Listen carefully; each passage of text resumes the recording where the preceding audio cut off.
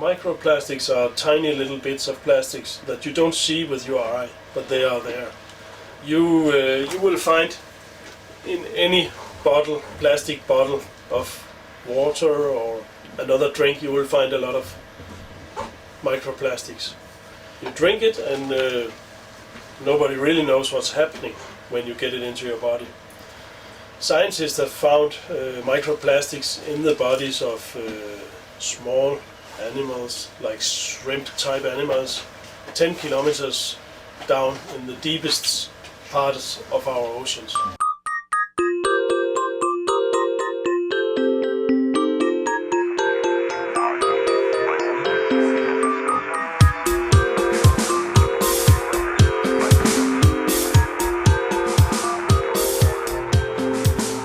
I'm Silvia Varto. Welcome to Enviro Station. This is a new project about the environment, about the future, and how these two topics are related. Global warming, increasing wind gusts, air and sound pollution, plastics, world food supplies, and future ideas. We will cover issues from both sides of the fence. We'll feature ways you can reinforce your home against the dangerous realities of nature and the environment. Be sure to watch our new show about the environment and the future. I'm Silvia Varto, and this is Enviro Station. So, hello everyone, and welcome to the first episode of Enviro Station 257. Today we will be talking about plastics. Plastic is an incredible invention that has shaped our lives in so many different ways. From computers to space vehicles to shopping bags to bottled water, plastic is all around us. So today we are visiting two professional divers, Jan Christensen in Sweden and Gustav Frederiksen in Denmark. So hi, would you guys be able to tell our audience a little bit about who you are and what it is that you do?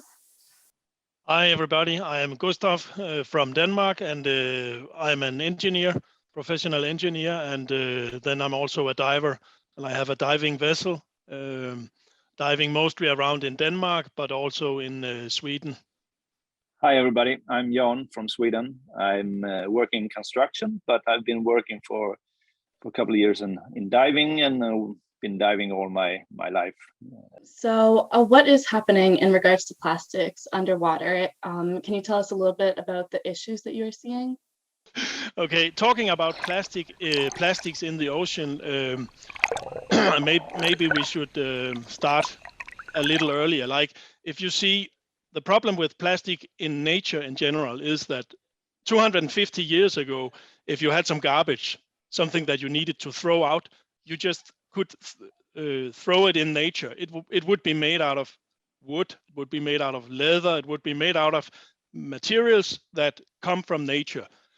But in the latest, like 50 or maybe 100 years, we have invented plastics that are oil-based. And the oil-based plastics, it's a completely different way they act when it gets into the nature, because they are not being decomposed in the same way as natural materials. So some kinds of plastics are maybe decomposed in 300 years or 500 years. And the amounts of plastics that we produce and that we have to throw out are so enormous that nature will never be able to handle these amounts of plastics. And another fact is that when you talk about decomposing plastics, maybe the plastic will disappear for your eye, but most of plastics will be decomposed into what we call microplastics, which are only just smaller parts of plastics that are still out there in the ecosystems, in the fish, in the very small animals living in nature, and it's not gone just because we cannot see it. Right, so is there an estimation that you could give us about how much plastic there is in the ocean? And apparently there's like a large floating island of garbage and bottled water in somewhere in the Pacific. Is that something that's possible or that you have seen? I've never seen it in person, but there's no doubt about that we have a big pile of plastic in the Pacific Ocean, and that island of plastic is floating. But as a diver, you know that one thing is what you can see on the surface of the water, but you have 3/4 of the earth covered with water. And on the seabeds around the world, nobody really knows the amount of garbage that is lying around there. We see it when it's floating on the surface, and we also see it when it's washed up on the beaches. But how much there really is out there is very difficult to say, I believe. What we are seeing, I dive a lot of wrecks, and the first thing when you go down at an old wreck is that you see, or not that old wreck, but from the 20th century or 19th century, you see plastic everywhere, because every component of a ship, or many of components, is in plastic, of course. But when you see fishing vessels, you also see a big piles and sacks of ghost nets, we call them. It's old fishing nets, and they're always made of plastic. So that's those things do always see on the wreck sites, and always if you go diving at the beach, you always see plastic in some form. So can you expand a little bit on what exactly microplastics are and how they affect the ocean and the food chains inside the ocean? I'm no expert in food chains, sort of that, but it's quite natural that if plastic decreases in small particles and it swims around in the ocean, and the fish gets its inside, and it's that's big of a size that it transports inside your body or the fish body, and you eat it, and of course you will get the plastic and forward on, of course. So that's a pretty simple explanation of it. Yeah, and I think that nobody at this stage really knows the consequences of these amounts of plastics being in the ecosystems. We simply don't know yet. We just know that the plastic is there, and the plastic can be accumulated in the food chain, but which effects it has, I think maybe we won't know until 10 or 20 years from now, but we know at least that it's there. And is there any specific way that microplastics could be reduced, or the amount of microplastics in the ocean could be reduced? Anything that we could be doing to reduce the microplastics? I would say that everything that has plastic in it, and it's not, what should I say, it shouldn't be in the ocean. So everything that you can do to keep it out of the ocean is the good way to do it. There's many of things that have been done right now, like you're switching out plastic bags here in Sweden to paper bags instead of that, and straws. You don't use them anymore, and of course they won't get in the ocean if you don't use them, of course. So that's some way of it.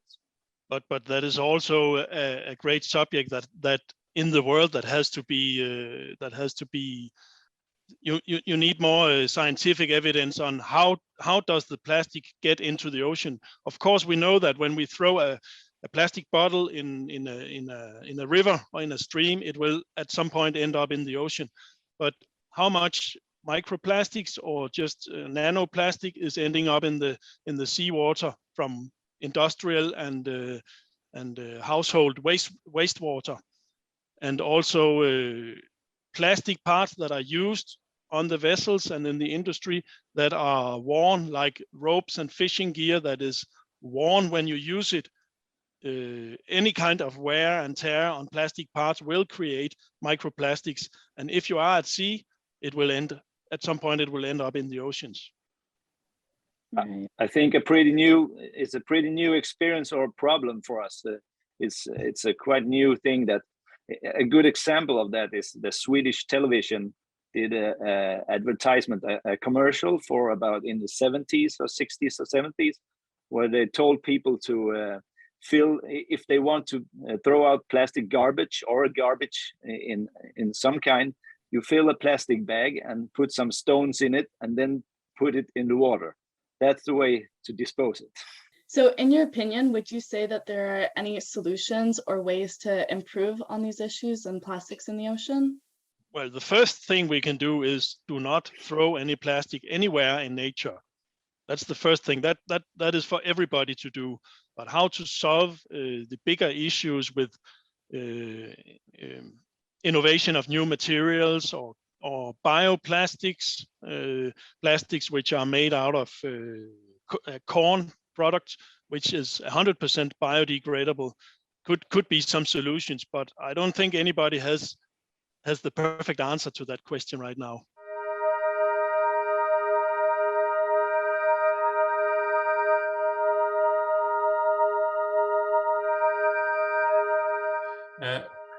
Cigarette filters. Every cigarette filter you threw on the ground will finally go to the oceans due to the water drain system we have, at least in Sweden and in Denmark. And the filter itself, it's made by plastic. And the decomposition time is around 100 years. And it also contains poison from the tar you don't want to have in your lung. And a university in San Diego did some experiment with fish and filters. And if you put one filter, used filter in 1 liter of water, 50% of the fish will die. So it's a lot of plastic and it's a lot of poison that goes to the ocean from using cigarettes and throwing cigarettes on the ground. And in Sweden, this year, the police can give people a fine if they drop a cigarette filter on the ground, which is good. And remember how many cigarettes is consumed in the world? Billions and billions and billions. So that's a difficult issue. I think personally, a growing concern in my generation is that is the question of whether or not it's too late to act on these problems, to try and find solutions for them. Do you think that would be too late, or there's still hope that there's definitely changes that can be made? There's always hope, and it is never too late to do anything about something like this. Never. I agree. It's never too late. It's good time to start now. Awesome. Thank you so much for your time, Jan and Gustav. And thank you everyone for watching. This has been Enviro Station 257.